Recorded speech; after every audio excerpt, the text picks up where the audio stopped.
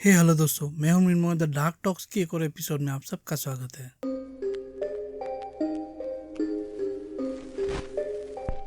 दोस्तों, आज की जो हमारी कहानी है वो है the infamous Menendez brothers case. वैसे तो ये केस 1989 का है, लेकिन हाल ही में नेटफ्लिक्स के सीरीज मॉन्स्टर की वजह से इस केस के बारे में काफ़ी बातचीत हो रही है।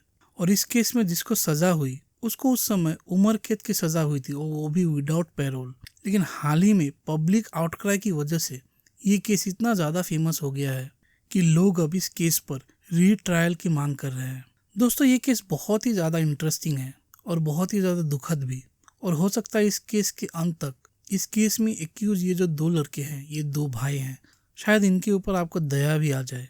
इस केस को सुनने के बाद एक चीज़ क्लियर हो जाती है दोस्तों, कि हाँ, कुछ क्रिमिनल्स होते हैं जो क्राइम करते हैं, उनको क्राइम करके अच्छा लगता है।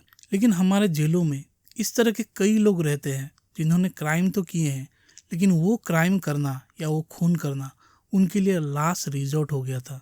यानी कि उसके अलावा और कोई चारा ही नहीं था।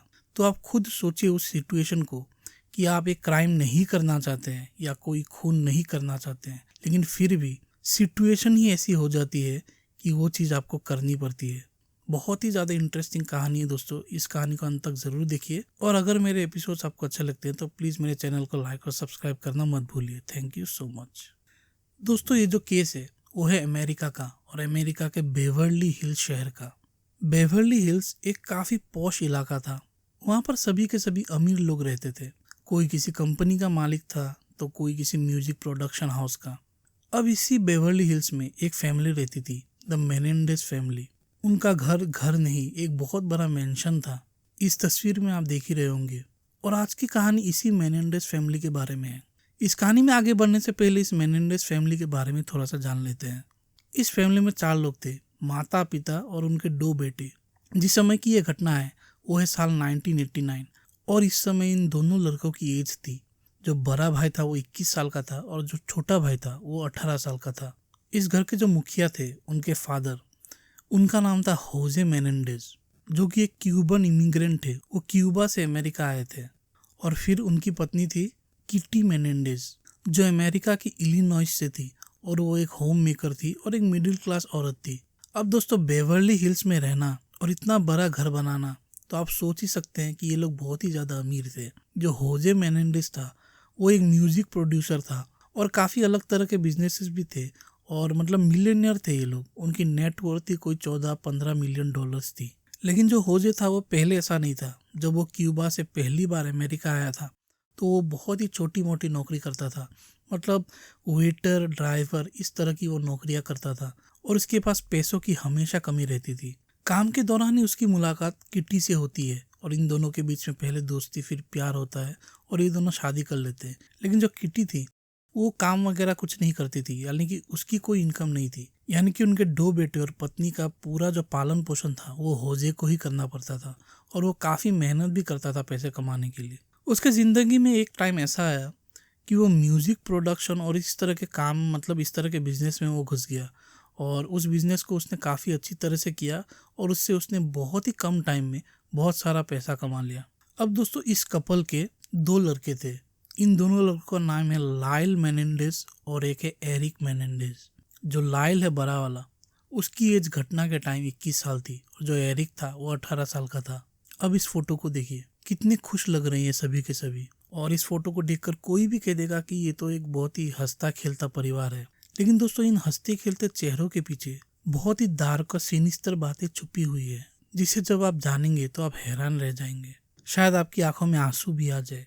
अब जैसा कि मैंने आपको कहा कि बाहर से तो जो भी इस फैमिली को देखता है वो लोग यही सोचते होंगे कि काफ़ी खुशहाल फैमिली है, इतने अच्छे से रहती है। लेकिन दोस्तों, इस फैमिली के पीछे जो बातें हैं वो बहुत ही ज़्यादा डार्क है।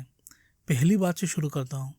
पहली बात ये थी कि जो होजे था, मतलब लाइल और एरिक का जो फादर था, वो इनके ऊपर, मतलब वो काफ़ी स्ट्रिक्ट पेरेंट था। बचपन से ही वो इनको मारता पीटता था और डोमिनेट करता था, और इनको पढ़ने, खेलने, डिसिप्लिन वगैरह सिखाने में वो बहुत ही ज़्यादा स्ट्रिक्ट होता था। मतलब ऑब्वियसली इंडिया में भी हमारे पेरेंट्स ज़्यादातर स्ट्रिक्ट ही होते हैं। वो हमें कहते हैं स्पोर्ट्स में अच्छा करने के लिए, पढ़ने के लिए जोर देते हैं, लेकिन ये तो मतलब कुछ और ही था। स्पेशली स्पोर्ट्स में, टेनिस में इनको अच्छा करने के लिए वो बहुत ही ज़्यादा फोर्स करता था, बहुत ज़्यादा, मतलब आप सोच भी नहीं सकते उतना ज़्यादा। तो एक तरह से बहुत ही बड़ा डोमिनेटिंग पेरेंट ये था। और इनकी माँ जो किटी थी वो भी कुछ कम नहीं थी। वो एक अल्कोहलिक महिला थी और ज़्यादातर वो एंजाइटी में रहती थी और अपने बेटों के प्रति वो ज़रा भी ध्यान नहीं देती थी। और आप एक बात मन में रखिए कि मैं जितना बोल रहा हूँ ये चीज़ें उससे 10 गुना से ज़्यादा बदतर थी। तो आप इमेजिन करके देखिए। अब दोस्तों ये रात है 20 अगस्त 1989। इस दिन जो होजे और किटी थी वो अपने इस बड़े से मेंशन में जो ड्राइंग रूम है वहाँ बैठकर टीवी देख रहे थे।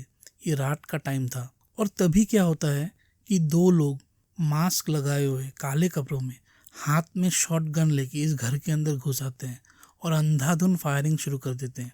वो लोग बहुत सारी गोलियां चलाते हैं जिसमें से 3 गोली होजे को लगती है और उसकी वहीं पर मौत हो जाती है। और फिर इन दोनों शूटर्स का ध्यान किट्टी की तरफ जाता है और वो लोग दोस्तों इस महिला के ऊपर 3 या 4 बार वार करते हैं। अब आप एक बात इमेजिन करके देखिए कि जो शॉटगन होती है उसके बुलेट्स भी वो छर्रों में होती है और बहुत ही पावर होता है शॉटगन में। तो इस तरह के 4 अगर बुलेट किसी महिला को लग जाए तो उसके शरीर की क्या हालत होती होगी आप खुद सोचिए। लेकिन हैरानी की बात यह है कि 4 गोली लगने के बाद शॉटगन के वो महिला फिर भी जिंदा थी।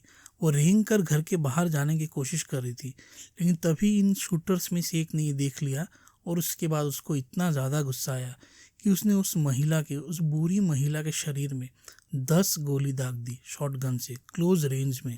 इन सब से इतना ज़्यादा मतलब वायलेंस हो गया था उधर, इतना ज़्यादा खून बह गया था कि जो दीवारें होती है घर की वो तो लाइट कलर की ज़्यादातर होती है, तो वो पूरा कमरा ही लाल हो गया था, पूरा कमरा खून से। ये एक बहुत ही ग्रुसम शूटिंग था और वो भी बेवर्ली हिल जैसे एरिया के अमीर लोगों में से एक का। जब ये शूटिंग हो रहा था तब इनके जो दोनों बेटे थे लाइल और एरिक वो लोग फिल्म देखने गए थे और उसके बाद शायद वो लोग किसी कॉन्सर्ट में भी गए थे। उसके बाद जब ये लोग घर वापस आए तब घर के अंदर जाते ही उनको ये पूरा जो क्राइम सीन है ये मंजर है देखना पड़ा और उनकी मतलब दुनिया ही बदल गई। फिर उन्होंने 911 जो पुलिस हॉटलाइन होता है उसमें फ़ोन किया और पूरा का पूरा वो बता दिया। वो जो 911 वाला कॉल है वो भी मैं आपको इधर पे सुना के दिखाता हूँ। Yes, police. What's the problem? Sounds, What's the problem? What's the problem? someone killed my parents. Pardon me? Someone killed my parents. What? Who? Are they still there? Yes. The people... No. Were they shot? Hey, man, dude. Were they shot? Yes. They were shot? Yes. 102 response, 722 North Elmore. What happened? Hey, stand up, अब दोस्तों police वालों के भी होश उड़ गए जब वो लोग क्राइम सीन में आए। फ़ोन करने के कुछ ही देर बाद ही वो लोग आ गए थे क्योंकि बेवर्ली हिल्स का इतने अमीर लोगों का केस था। तो वो लोग आ गए, वो लोग घर के अंदर गए और पूरा घर ही मतलब जो जिस कमरे में ये था हुआ था उधर खून ही खून था। जो छोटा बेटा था एरिक वो अपनी माँ के डेड बॉडी के पास बैठा हुआ था और जो बड़ा बेटा था वो घर के बाहर बैठा हुआ था। दोनों ही बुरी तरह से रो रहे थे। उनकी माँ की जो डेड बॉडी थी वो इस हालत में हो गई थी कि उसको पहचानना भी मुश्किल था। अगर कोई नहीं बताएगा कि ये किटी है तो कोई पहचान भी नहीं सकता, इतनी बुरी हालत में वो बॉडी थी। अब दोस्तों यूजुअल जो प्रोसीडियर होता है जो पुलिस क्राइम सीन में करती है, वो लोग क्राइम सीन को सील करते हैं, जो बॉडीज़ है उनको पोस्टमार्टम के लिए हॉस्पिटल लेके जाया जाता है और पुलिस और जो डिटेक्टिव्स हैं वो इन दोनों लड़कों को हौसला देते हैं और उनसे थोड़ी बहुत बातचीत करते हैं। इनिशियल जो इन्वेस्टिगेशन है वो शुरू करते हैं। सबसे पहले पुलिस का शक था कि इस हत्याकांड में, इस शूट आउट में शायद मॉब का हाथ होगा। मॉब तो आपको पता होगा दोस्तों, जो अंडरवर्ल्ड है हॉलीवुड का या अमेरिका का, उसको मॉब बोलते हैं। क्योंकि जो दोस्तों होजे था इनका, ये लाइल और एरिक का जो फादर था वो वैसे तो म्यूजिक प्रोड्यूसर था, उसका मॉब और माफिया के साथ कुछ ना कुछ रिलेशन था, तो हो सकता है उन्होंने इनकी हत्या की हो। तो सबसे पहले पुलिस इस एंगल से देख रही थी, लेकिन उन्होंने काफ़ी इन्वेस्टिगेशन किया इस एंगल को पकड़कर, लेकिन कुछ भी सब्सटेंशियल उनके हाथ नहीं आया। और ऐसे ही इन्वेस्टिगेशन करते करते 7 महीने निकल गए। 1990 का साल आ गया, लेकिन फिर भी होजे और किटी के जो किलर्स हैं वो पुलिस को नहीं मिले। तभी अचानक से कुछ ऐसा होता है कि पुलिस का ध्यान अब इनके बेटे लाइल और एरिक पर चला जाता है। और उसकी वजह भी थी दोस्तों। अपने माता पिता के मरने के बाद मतलब जिस दिन उनकी हत्या हुई थी तब तो वो लोग बहुत रो रहे थे, लेकिन उसके कुछ दिन बाद से उन लोगों ने काफ़ी एंजॉय करना शुरू कर दिया था। वो लोग काफ़ी ज़्यादा पैसे उड़ा रहे थे, वो लोग पार्टियां कर रहे थे, लड़कियों के साथ घूम रहे थे, प्रॉपर्टीज़ खरीद रहे थे। एक ने तो एक रेस्टोरेंट भी खोल लिया था और दूसरे ने एक प्रोफेशनल टेनिस कोच हायर किया था, क्योंकि उसका प्रोफेशनल टेनिस खेलना था, इस तरह का कुछ था। मतलब है ये दोनों अपने फादर की जो वेल्थ है उसको इनहेरिट करते हैं और उससे पूरी तरह एंजॉय करते रहते हैं। कहते हैं कि 7 महीनों में उन्होंने $7 लाख खर्च कर दिए थे और काफ़ी घूमने फिरने गए यहाँ वहाँ। मतलब ये लोग पूरी तरह से एंजॉय कर रहे थे। इनके पास लग्जरी कार्स थी, पोर्श, मर्सिडीज, इस तरह की कारें थी। तब जब ये लोग इतनी ओपनली एंजॉय कर रहे थे तो पुलिस का तो इनके ऊपर ध्यान जाना तय ही था। तो पुलिस ने चुपके चुपके इनकी इन्वेस्टिगेशन करना शुरू कर दिया और इन्वेस्टिगेट करते करते पुलिस एक लड़की तक पहुंची और इस लड़की ने पुलिस को ये बताया कि उसको पक्का मालूम है कि होजे और किटी को उनके ही दोनों बेटे यानी कि लायल और एरिक ने ही मारा है। और उस रात जो 2 आदमी आए थे मास्क पहनकर, जिन्होंने इस बुरे दंपति को इतनी बुरी तरह से मारा, ये कोई और नहीं बल्कि इनके खुद के बेटे ही थे। अब ये चीज़ सुनकर मतलब ये सबूत मिलकर पुलिस वालों के एकदम होश उड़ गए थे। और वो जो लड़की थी जिसने ये पुलिस को बताया था, अब वो कौन है वो भी मैं आपको बताता हूँ। दोस्तों जो छोटा वाला था यानी कि एरिक, वो एक थेरापिस्ट के पास जाता था और उस थेरापिस्ट को एक दिन एरिक ने ये बता दिया था कि उनके पेरेंट्स को उन्हीं ने मारा है। अब दोस्तों जैसे कि साइकोलॉजिस्ट या थेरापिस्ट और उसके क्लाइंट के बीच में एक पैक्ट होता है, एक लीगल डॉक्यूमेंट होता है कि मैं तुमको कुछ भी बताऊंगा, चाहे मैंने खून वाली बात ही बताई हो, वो तुम किसी को बता नहीं सकते। लेकिन इस केस में क्या हुआ, जो थेरापिस्ट था वो उस लड़की का बॉयफ्रेंड था जिसने पुलिस को सब के सब बातें बताई थी। इस आदमी ने नशे की हालत में अपनी गर्लफ्रेंड को ये सब बता दिया था कि एरिक ने इस तरह से कबूल कर लिया है कि उसी ने अपने पेरेंट्स का खून किया है। और ये सब बातें जानने के बाद और क्या था, पुलिस सीधा इनको अरेस्ट करती है। जिस समय ये लोग अरेस्ट होते हैं तो पहले ये लोग एरिक को अरेस्ट करते हैं और उस समय जो लायल था वो कोई वर्ल्ड टूर पर दूसरे देश में था, लेकिन कुछ दिन बाद ही उसको भी अरेस्ट कर लिया जाता है। और उसके बाद चलता है अमेरिका का उस समय का सबसे फेमस या कहा जाए तो इनफेमस केस, जिसको टेलीविज़न में लाइव टेलीकास्ट किया गया था। और इस चीज़ की वजह से यानी कि मतलब टेलीविज़न में जो लाइव हुआ था, इसकी वजह से ये केस बहुत ही ज़्यादा फेमस हुआ, ना सिर्फ अमेरिका में, दूसरे देशों में भी। और ट्रू क्राइम जॉनरा की अगर बात करें वर्ल्ड ट्रू क्राइम में, तो ये केस आता ही है। दोस्तों जब ये केस कोर्ट में आया था और जैसे कि मैंने आपको कहा लाइव टेलीविज़न में भी आया था, तब हुआ ऐसा था कि लोगों के बीच में काफ़ी ज़्यादा गुस्सा था। इस केस को मीडिया ने भी इस तरह से प्रस्तुत किया था कि 2 बिगड़े हुए रईस लड़के थे जिन्होंने पैसों के लिए या फिर उनके फादर की प्रॉपर्टी को इनहेरिट करने के लिए अपने माँ बाप का इस तरह से ग्रूसमली मर्डर किया। तो जनरल जो पब्लिक होती है उनको बस चाहिए था कि इन दोनों को जल्द से जल्द फांसी या फिर मौत की सज़ा दे दी जाए। इनकी मतलब बहुत ही थू हो रही थी, बहुत बदनामी हो रही थी प्रेस में उस समय। लेकिन दोस्तों जैसे जैसे ये केस आगे बढ़ता गया और इस केस की जो परतें खुलती गई, जो मैंने आपको पहले ही कहा था कहानी के स्टार्ट में कि काफ़ी सिनिस्टर और डार्क जो हिस्ट्री है इस केस में खुलने वाली थी। जैसे जैसे दोस्तों ये केस कोर्ट में आगे बढ़ता गया, तब वैसे वैसे बहुत सारी बातें सामने आने लगी। और सामने जो बातें आई थी वो बहुत ही ज़्यादा गंदी और मतलब क्या कहे, इस तरह की बातें मतलब कहने में भी बुरा लगता है। फिर भी मैं आपको क्लियरली ये सब बताऊंगा। जो बड़ा लड़का था लायल, उसको कोर्ट जो कटघरा होता है उसमें मतलब लेके आया गया और जब उससे पूछा कि तुमने अपने फादर का या तुमने मतलब अपने पेरेंट्स का खून क्यों किया, तब दोस्तों उसने एक कहानी सुनानी शुरू की। और वो कहानी कुछ इस तरह की है। जब ये लोग सिर्फ 4 या 5 साल के थे तभी से उन्होंने देखा है इनके जो फादर है होजे मेनेंडेज, वो इनके ऊपर सेक्सुअल असॉल्ट करते थे। दोस्तों जब ये लोग सिर्फ 4 या 5 साल के थे, वो आदमी स्ट्रिक्ट एक पेरेंट तो था ही, इनको वो फिजिकली और मेंटली हैरेस तो करता था ही, लेकिन घर के 4 दीवारी के अंदर वो इन दोनों लड़कों को यानी वो अपने खुद के बेटों को ना सिर्फ सेक्सुअल असॉल्ट करता था, पर उसने कई बार मल्टीपल बार इनका रेप भी किया था। मतलब आप खुद ही सोचिए, क्या एक बाप अपने बेटों का ऐसा कर सकता है? हो सकता है आपने इस तरह की बातें कहीं पे सुनी हो, लेकिन आप खुद ही इमेजिन करके देखिए कि कितनी बार ये बात हमने सुनी होगी। ये बहुत ही रेयर केस है, बहुत ही रेयर। एक बाप कैसे अपने बेटों के साथ ऐसा कर सकता है? और ये जो शोषण था वो जब तक मर्डर हुआ तब तक ये शोषण चल रहा था। यानी कि एक तरह से 12-15 साल तक इनके साथ इनके फादर ने सेक्सुअल असॉल्ट करता रहा। उससे भी ज़्यादा हैरानी की बात यह है कि इनकी जो माँ थी किटी, वो इन सब चीज़ों को जानती थी और इन सब चीज़ों को जानने के बाद भी वो कुछ भी एक्शन नहीं लेती थी। वो चुपचाप अपने कमरे में सो जाती थी। कोर्ट के उस कटघरे में लाइल कहता है कि एक दिन ऐसा था कि उसकी जो माँ थी वो अपने कमरे में थी और उसका छोटा भाई एरिक वो भी अपने कमरे में था, और लाइल का जो कमरा था वहाँ पर उसके फादर आते हैं। उसने पूरी शराब पी होती है और उस कमरे में जाकर वो उसके साथ सेक्सुअल असॉल्ट करते हैं, रेप करते हैं। वो चीखता रहता है बुरी तरह से, लेकिन उसका भाई तो आ ही नहीं सकता था बचाने, लेकिन उसकी माँ एक बार उठकर भी नहीं आई थी। इन सब चीज़ों के बारे में वो अपनी माँ को जब बताता था तो उसकी माँ कहती थी कि तुम ऐसे ही ज़्यादा बोल रहे हो, ऐसा कुछ नहीं होता, हर फैमिली में ऐसा होता है। इस तरह की बातें उसकी माँ करती थी। इनका फैमिली इतना ज़्यादा वियर्ड था कि एक बार उनकी एक कज़िन इनके यहाँ घूमने आई थी और वो 2-3 दिन इनके साथ रही भी थी, और उस समय भी एक बाहर का आदमी आया था, रिलेटिव आया था, उस समय भी इसके साथ सेक्सुअल असॉल्ट होता रहा था। इसके साथ इतना बुरा ये सब हो रहा था कि जब मर्डर के टाइम ये 21 साल का था, तब जो डॉक्टर्स ने इनकी जो मानसिक हालत है वो जांच की थी, तब उन्होंने कहा था कि ये लड़का, इसके साथ इतना एब्यूज़ हुआ है बचपन में कि इसका जो दिमाग है वही 7-8 साल का जैसा है, बस इसका शरीर ही बड़ा हुआ है।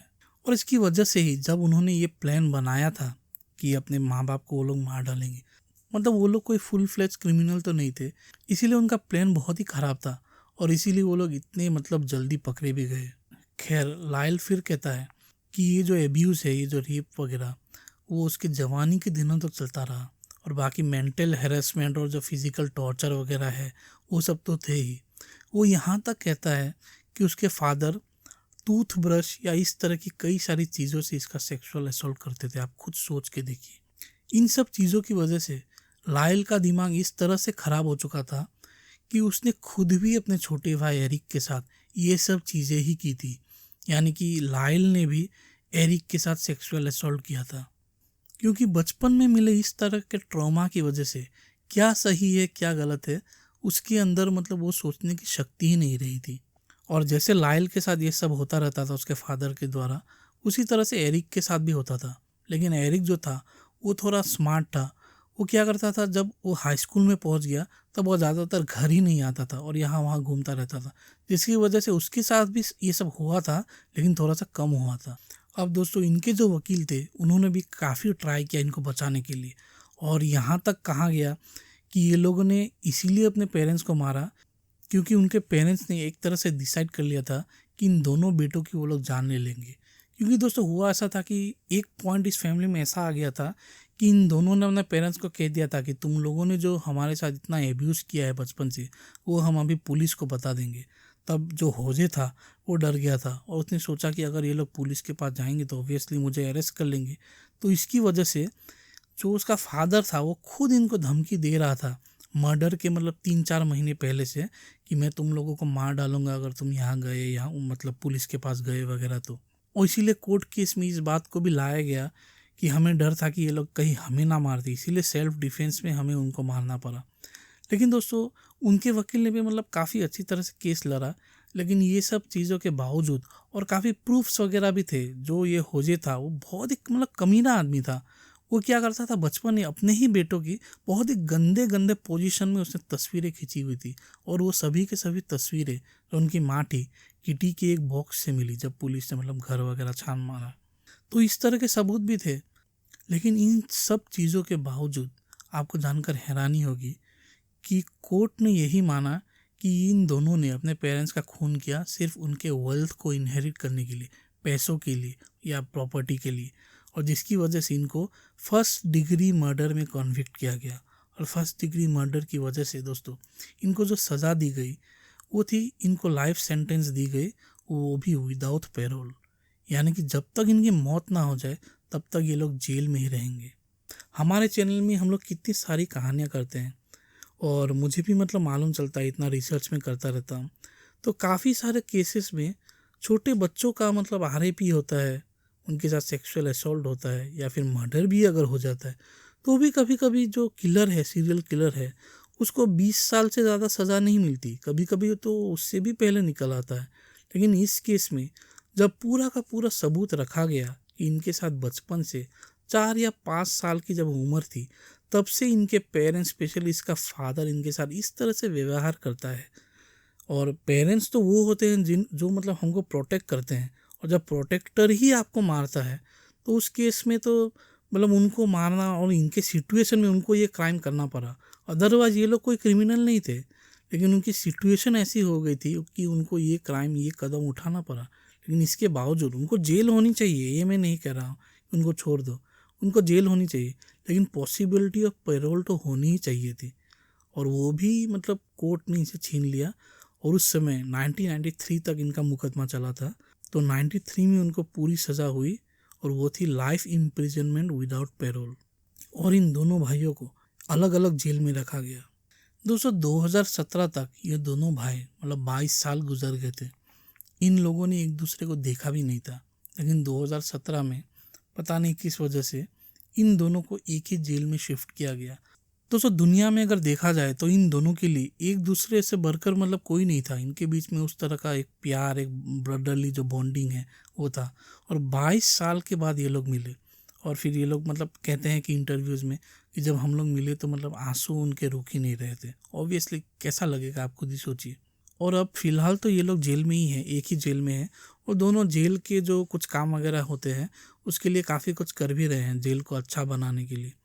अब ये जो सीरीज़ आया था, और रिसेंटली भी इस केस में काफ़ी सारी मतलब चीज़ें हुई दोस्तों, और उसकी वजह से जो पब्लिक डिमांड है और उनके जो अटॉर्नी भी है इन लोगों के, वो लोग कोर्ट से डिमांड कर रहे हैं कि इस केस को फिर से खोला जाए और इसके ऊपर रीसेंटेंसिंग किया जाए, और इनको जल्द से जल्द, मतलब अभी तो 30 साल हो गए हैं इस केस को, तो जल्द से जल्द इनको छोड़ दिया जाए पैरोल में, क्योंकि इनकी सज़ा कंप्लीट हो चुकी है। इन्होंने गलती की, ये तो नो डाउट इन्होंने क्राइम किया है, लेकिन इसके लिए इनकी सज़ा आई थिंक कंप्लीट हो चुकी है, और इनको मजबूरी में ये क्राइम करना पड़ा। तो अभी इनको पूरी तरह से पब्लिक का सपोर्ट है, और इनके रिलेटिव भी कह रहे हैं कि इनको अभी छोड़ देना चाहिए। तो देखते हैं दोस्तों कि आगे क्या होता है इस कहानी में। इसी तरह के एक पेरेंटल एब्यूज़ का केस मैंने इस चैनल में और किया था, जिप्सी रोज ब्लैंचार्ड का, जिसकी जो माँ थी वो अपने बच्ची जिप्सी रोज को बचपन से ये कहती थी कि तुम बीमार हो, तुम बीमार हो, इस तरह का मेंटल ट्रॉमा वो करती थी। उसको मारती पीटती भी थी, और जब तक मतलब वो बहुत बड़ी नहीं होगी उसके ऊपर वो ट्रॉमा करती रहती थी उसकी माँ। फिर उसने भी मतलब बहुत ही एक बड़ा कदम उठाया और अपनी माँ का खून कर दिया। तो वो जो केस था, उस केस में जिप्सी रोज को अभी पैरोल मिल गई है, और वो अभी जेल के बाहर है। तो बहुत लोग कह रहे हैं कि अगर जिप्सी को ये पैरोल मिल सकता है तो इन दोनों मतलब इन दोनों भाइयों को भी मिलना चाहिए। तो होप करते हैं दोस्तों कि फ्यूचर में ऐसा हो। तो दोस्तों यही कहानी थी आज की। होप करता हूँ ये कहानी आपको अच्छी लगी है। अगर अच्छी लगी तो प्लीज़ मेरे चैनल को लाइक और सब्सक्राइब ज़रूर कीजिए। जल्द मिलता हूँ एक और नए कहानी के साथ। Till then thank you so much.